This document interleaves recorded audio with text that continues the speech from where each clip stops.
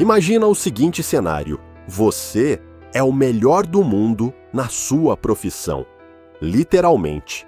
O planeta inteiro sabe o seu nome. Você ganhou tudo que era possível ganhar. E aí chega um momento da sua vida em que você pensa: sabe o que eu vou fazer? Vou comprar uma empresa e administrá-la. Parece razoável, né? Agora imagina que essa empresa é exatamente da área em que você passou a vida inteira. Você conhece cada detalhe do produto. Você viveu dentro dessa indústria por 20 anos. Você deveria ser, teoricamente, a pessoa mais preparada do mundo para comandar esse negócio. E mesmo assim, você afunda, não um pouco. Não, tivemos uns tropeços. Você afunda de um jeito que faz as pessoas olharem para trás e perguntarem: como? Como alguém tão brilhante errou tanto? Esse não é um caso isolado. Esse é um padrão, um roteiro, uma maldição que se repete com jogadores de futebol no mundo inteiro e que Ronaldo Fenômeno, o cara que já foi chamado de melhor jogador da história, está seguindo à risca. Hoje, a gente vai destrinchar esse roteiro. E eu te aviso, quando você terminar esse vídeo, vai olhar para o Cruzeiro de um jeito completamente diferente. Deixa eu ser direto com você. Esse vídeo não é sobre torcer contra o Ronaldo. Eu não tô aqui para dançar em cima de nada. Pelo contrário, Ronaldo Fenômeno é um dos maiores fenômenos que o futebol já produziu. E eu digo isso sem nenhuma ironia. Mas existe uma diferença enorme entre ser craque e ser gestor. E o problema é que o futebol e a gente, como torcedor, confunde as duas coisas o tempo todo. A gente acha que quem jogou bem vai administrar bem, que quem entende de bola entende de clube, que a paixão substitui a gestão, não substitui. E para provar isso, eu vou mostrar para você que o que aconteceu com o Ronaldo no Cruzeiro não foi azar, não foi má sorte, não foi sabotagem, foi a execução quase perfeita de um roteiro que já destruiu outros ídolos antes dele. Cantona tentou, Lampard tentou, Shearer tentou, Rivaldo tentou, todos com carreiras brilhantes, todos com projetos que prometiam revolução e quase todos com o mesmo resultado. A questão não é quem é o culpado, a questão é por que isso sempre acontece. Volta comigo para 2021. Ronaldo Fenômeno anuncia que comprou 90% das ações do Cruzeiro por R$0. Literalmente. O clube estava tão endividado, tão destruído, que ninguém queria pagar nada por ele. Ronaldo entrou pagando as dívidas em vez de pagar pelo clube. É como se alguém te oferecesse uma casa de praia e você dissesse: não quero a casa, mas estou disposto a pagar o IPTU atrasado. Naquele momento, 2 tipos de torcedor existiam no Brasil. O primeiro tipo ficou com o coração quentinho.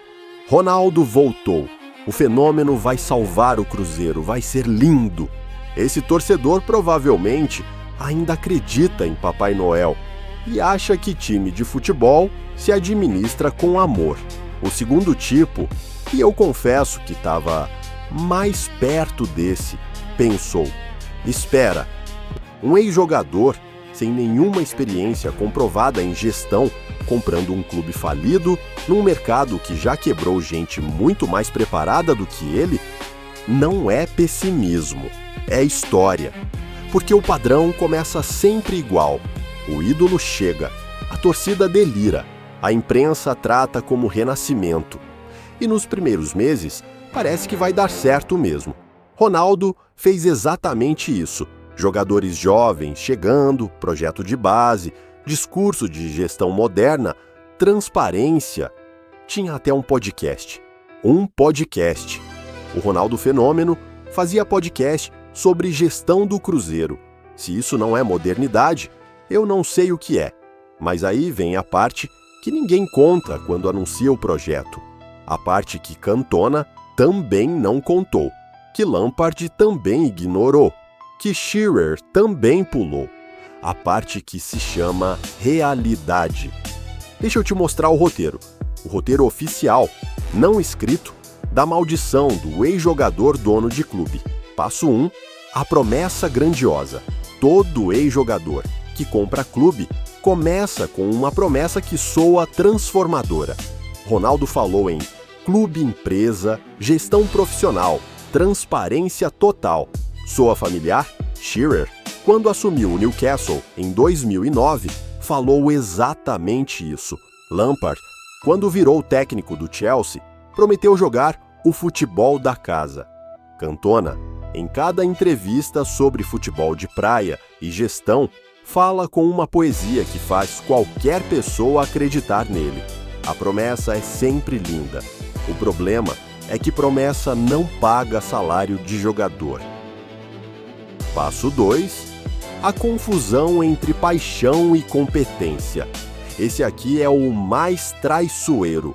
Ronaldo ama futebol. Isso é indiscutível. Mas amar futebol e saber administrar um clube é a mesma diferença entre amar comida e saber cozinhar num restaurante com 200 funcionários, fornecedores, vigilância sanitária, folha de pagamento e cliente reclamando todo dia. Eu amo pizza. Isso não me qualifica para abrir uma pizzaria.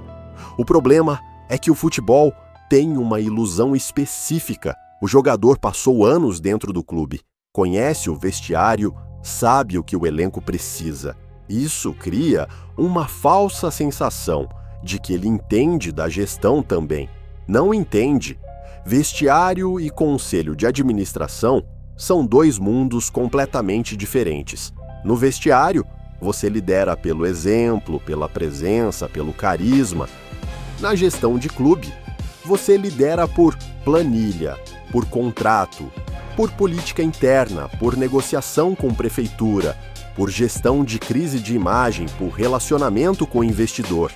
Ronaldo é provavelmente um dos maiores líderes de vestiário da história, mas ele nunca ficou numa sala de reunião com contador, advogado tributário e representante do Ministério do Trabalho discutindo o passivo trabalhista, até comprar o Cruzeiro. Passo 3. A primeira crise revela tudo. Todo projeto de ex-jogador dono de clube tem uma primeira grande crise. E é nessa crise que o roteiro se revela. No caso do Cruzeiro, o escândalo da empresa de marketing, a First Soccer. Uma empresa ligada a pessoas próximas ao Ronaldo assinou contratos com o clube em condições, no mínimo, questionáveis. A imprensa foi atrás. A torcida foi atrás. E aí veio a resposta de Ronaldo. Para tudo aqui. Porque isso aqui é importante. A resposta de um gestor experiente numa crise, assim é: transparência imediata, auditoria independente, afastamento preventivo de envolvidos e comunicação direta com a torcida. A resposta de Ronaldo foi tuitar e dar entrevista criticando a imprensa. Isso não é crítica ao Ronaldo como pessoa. Isso é o comportamento exato de alguém que foi treinado a vida toda para reagir à pressão com performance individual e não com governança corporativa. É o jogador respondendo ao apito com um drible. Só que a crise não é um lateral para driblar. Passo 4. Os contratados próximos demais. Shearer contratou gente de confiança para comandar o Newcastle. Lampard trouxe pessoas do seu círculo. Ronaldo trouxe o irmão. Assis, irmão e ex-empresário de Ronaldo, assumiu papel central na gestão. E olha, eu entendo o impulso. Quando você não conhece o ambiente, você busca.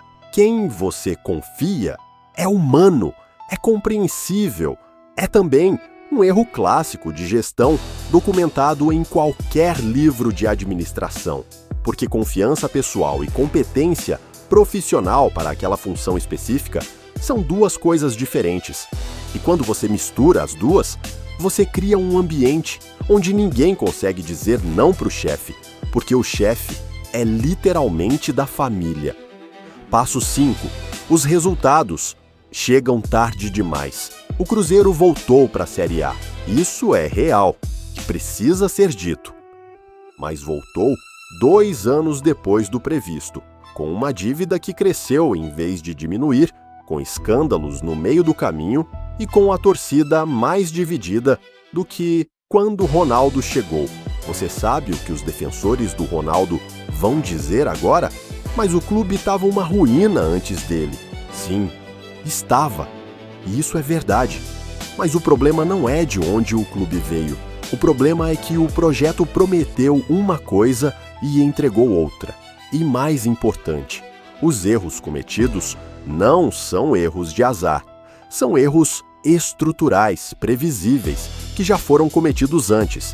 Isso é o que transforma isso de projeto difícil em padrão que se repete. Agora eu preciso ser justo e te fazer uma pergunta que talvez você não tenha pensado ainda. E se o problema não for Ronaldo? E se o problema for o sistema que coloca um ex-jogador nessa posição e acha que vai funcionar? Pensa comigo, por que a gente aceita que um ex-jogador compre um clube sem exigir que ele comprove competência em gestão? Por que a imprensa trata isso como romantismo em vez de risco? Porque a torcida fica empolgada com o nome em vez de perguntar qual é o plano de negócio. A verdade incômoda é essa: nós participamos disso. A mídia participa, a torcida participa, o mercado participa. A gente cria um ambiente em que o ídolo se sente qualificado para assumir um projeto que exige habilidades completamente diferentes das que ele passou a vida desenvolvendo. E depois fica surpreso quando não dá certo. Mas ao mesmo tempo, e aqui é onde o debate fica interessante, existem exceções. Didier Deschamps virou um dos maiores técnicos do mundo. Guardiola construiu uma carreira de gestão técnica impecável. Mas repara, esses caras estudaram, se prepararam, começaram em níveis mais baixos, erraram em contextos menores antes de chegar em projetos gigantes. Ronaldo pulou tudo isso e foi direto para o desafio máximo. Então a pergunta que eu deixo para você é essa: o problema é o ex-jogador que tenta? Ou o problema é o sistema que não prepara ninguém para essa transição e ainda aplaude quando eles pulam de cabeça no abismo? Deixa eu te dizer o que eu acho. De verdade, eu acho que Ronaldo Fenômeno é um dos maiores jogadores da história do futebol. Isso não muda, jamais vai mudar. O que ele fez em campo é imortal. Mas eu também acho que comprar o Cruzeiro foi um erro de avaliação sério. Não porque ele não tenha capacidade de aprender, mas porque ele subestimou o tamanho do desafio e superestimou o quanto a paixão resolve. E o mais duro, eu acho que ele sabe disso. Tem uma entrevista recente em que Ronaldo fala com uma honestidade rara sobre como a gestão é diferente do que ele imaginava. Não é fraqueza admitir isso. É o começo de uma maturidade que talvez chegue tarde para o Cruzeiro, mas que pelo menos chegou. O que me incomoda não é o Ronaldo ter tentado, me incomoda o ciclo que vai se repetir, porque amanhã vai ter outro ídolo comprando outro clube.